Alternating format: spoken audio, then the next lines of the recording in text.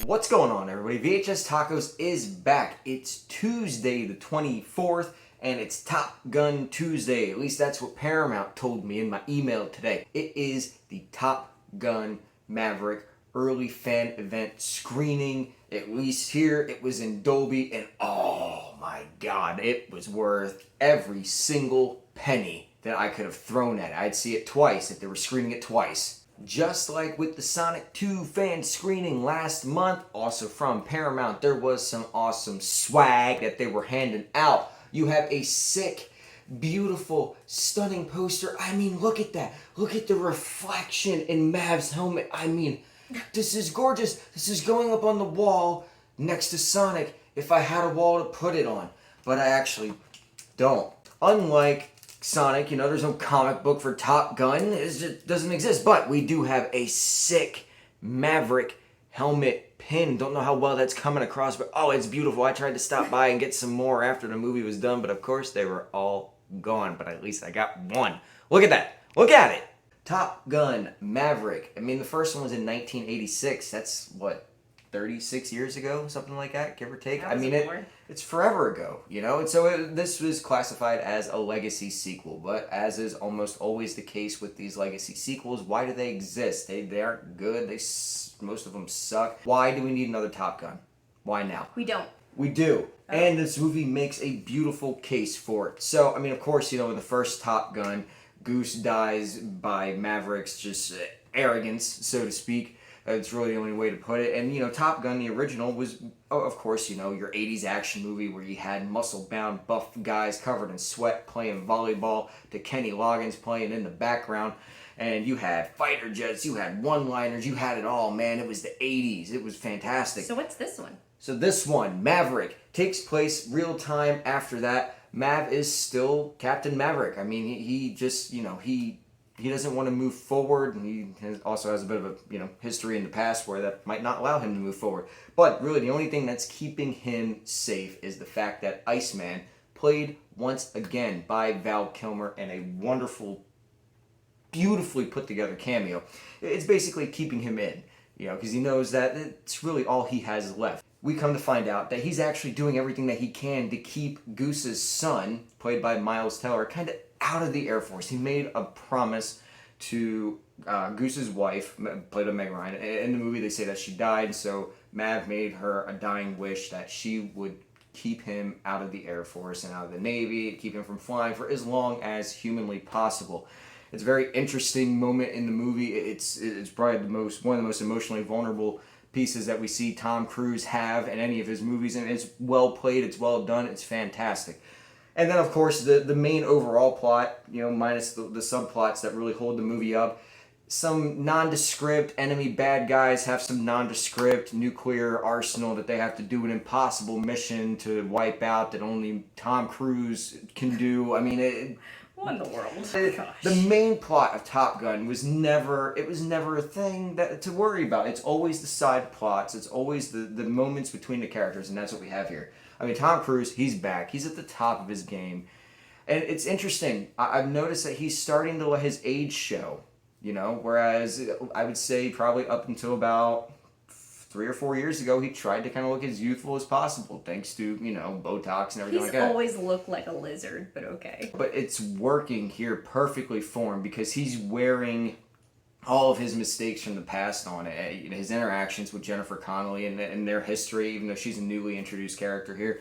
The brief interaction that he has with Val Kilmer as Iceman, the interactions that he has with Miles Teller. I mean, he kills it. I mean, it's Tom Cruise. You know, you go into a Tom Cruise movie expecting that the man's going to give 120%, but then by the time you leave, you realize he gave 200% and you're blown away again. He gave another mediocre performance. You're mistaken. This movie is directed by Joseph Kosinski. If that name sort of sounds familiar, that is the man that did Tron Legacy, and he did Oblivion, another Tom Cruise movie.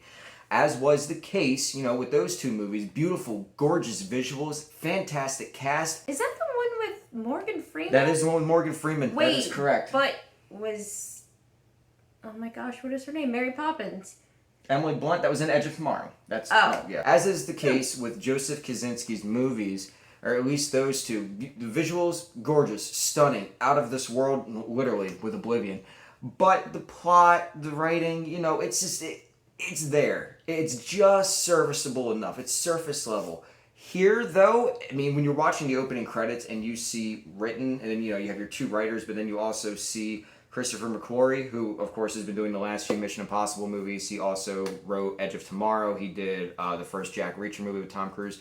As you can see, there's a working relationship there because the man knows how to write. I mean, he wrote Edge of Tomorrow to where it actually made sense. So it was good. The writing here is elevated to the next level and beyond. It had no reason to be written this good. I mean, you have characters that are making human choices, not just for the sake of moving the plot along, but because this is the choice that they would make in the moment when they let their emotions get the better of them.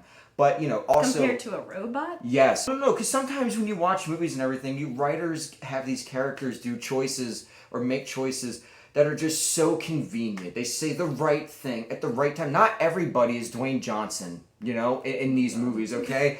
You're not going to do the right thing all the time forever. That's just, this is not a thing. And that's the great thing about Christopher McQuarrie. His writing is it's real. Like, all of the characters feel real. So when he has interactions with Tom Cruise and Miles Teller, but Miles Teller is being picked on by Hangman. And you see Tom Cruise step in to try to prevent that. It's like you see the writing there. You see Tom Cruise kind of trying to step up. Mav's trying to step up and be like a father figure that he knows that he inadvertently took away from Miles Teller's character, and the writing is just excellent. We have a new female lead, which is Jennifer Connolly, which is a love interest for Tom Cruise. She doesn't get shelved. She's not just there for window dressing. She's not just there to swoon and fall over Maverick and fall into his arms and hold on to him as they're blasting off on his motorcycle. She's there to provide not just a rock, but then also a kick in the ass for when Maverick needs it, for what the next step is, for how to handle being almost a surrogate father of sorts to Miles Teller's character. I mean, she does well with, I wouldn't say limited screen time, but with her smaller amount of screen time compared to everybody else. Miles Teller, I hate him.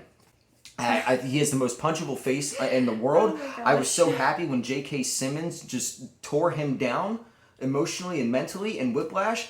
Fantastic Four sucked. I hate Miles Teller. He's really good here. Oh, God. He's fantastic. He plays that conflict really well, where he tries to, just get one over on Maverick just to prove that, he's better, but then also try to spite him. I'm not going to listen to you because you're responsible for killing my dad. But then, kind of throughout the movie learning that it really just was bad choices, bad timing. It really wasn't Maverick's fault, he's not fully responsible for it. It's a great overarching relationship, I would say. But just like any other Tom Cruise movie that you go see, the man is no slouch when it comes to the stunt department. The man actually has his pilot's license. And when you see a Tom Cruise movie, you don't see it, you experience it. Especially in something like Dolby Cinema, which is projected in 4K. It has Dolby surround sound. It is astounding to watch this movie. It was such a tough choice between doing this or doing IMAX, since the movie was shot in IMAX. But I chose this, obviously, for the fan event, just to see it a couple extra days early. And Dolby really is amazing. I was worried that, I wouldn't get the full experience. But from the moment the movie opens and we get, Mav, who is doing experimental plane testing, all the way to the action-packed grand finale, and it is a grand finale, it's stunning to look at. I mean, Joseph Kosinski, he has attached these cameras to the planes at all sorts of angles and everything like that. So, I mean, when these guys are getting jerked around and they're having G's, almost snap their spine in half, you're experiencing it. And, you feel it, especially in Dolby where the seats shake, you're feeling every single moment. But then, of course, when things kind of start to cool down and we're ground level, you get that soundtrack pumping through your veins. You get Danger Zone pumping through your veins. You get Lady Gaga's new hit single pumping through your veins. You get the score pumping through your veins. When the Top Gun anthem starts to play, the crowd went nuts. And it's beautiful in Dolby. There is a stunt at the end when we're attacking nondescript enemy base. And it's like a corkscrew maneuver, which I had to look up on my way out of the building, and apparently that was a functional stunt that they actually did, and it's not CGI. My jaw was on the floor. I just couldn't believe it. I'm looking at it and I'm like, how the did you pull that off? That is astounding. Like, Top Gun Maverick. It's in theaters technically Thursday. Yeah. Thursday early screenings, and then Friday everywhere for Memorial Day weekend. I cannot think of a better movie to see right now for Memorial Day weekend. This movie is incredible. About 10. You are so incredible. Mrs. Taco, much like with Sonic, everything I've said here, as much as I could coherently spill out of my mouth hole, I'm sweating bullets. What would you rate? -5. You are It just sounds so boring and so boring. lame. I didn't go see it, by the way, guys. Just like with Sonic, I didn't go see this because I really don't care. I'm sweating because I'm trying to hold back my inner demons to swarm Mrs. Taco. No, but -0. incorrect. Or -5. Top Gun Maverick is I mean, if you like Tom Cruise movies, if you like the first Top Gun, you're going to enjoy this. The first Top Gun is not necessarily required viewing to see this. They do catch you up to speed. There are flashbacks when necessary. You're not going to get lost when Val Kilmer shows up. And they do actually have him, just one last final note here. Let's talk about Val Kilmer for a second. So, it's pretty well known that Val Kilmer had a form of throat cancer, which it took him out of commission. It was a real shame. They have a documentary about it, which is actually beautiful to watch if you get the chance.